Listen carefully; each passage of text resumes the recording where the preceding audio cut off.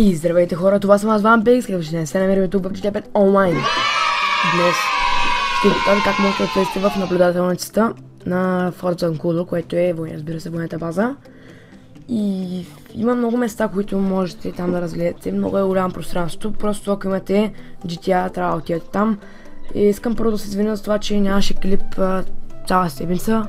Бях малко зает, но както виждате вече си качвам и ще си качвам редовно, както винаги. И някакъв танк има тук. Странно. И нека направо да почваме с този глич. Първо трябва да ударите да ритите ето по тази стеничка и да влезете. Както виждате, всичко ви е синьо. Сиво, извинете, но няма никакъв проблем, то така трябва да стане. Просто поскачате наоколо и все някога ще стане.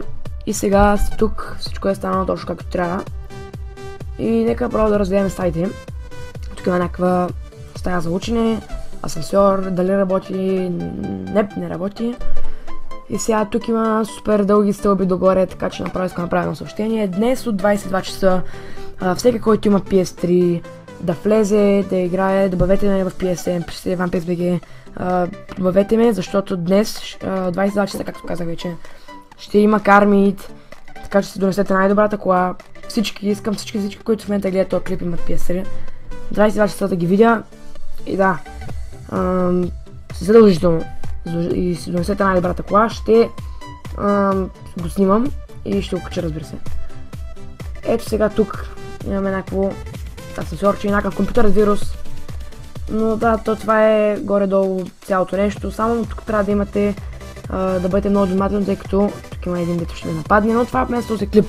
Ако ви е харесал, дайте палец нагоре, ако не ви е харесал, дайте палец надолу. Абонирайте се на канала или просто коментирайте, ще помогнете много за развитието. И да, и това от мен с това видео и до следващия път.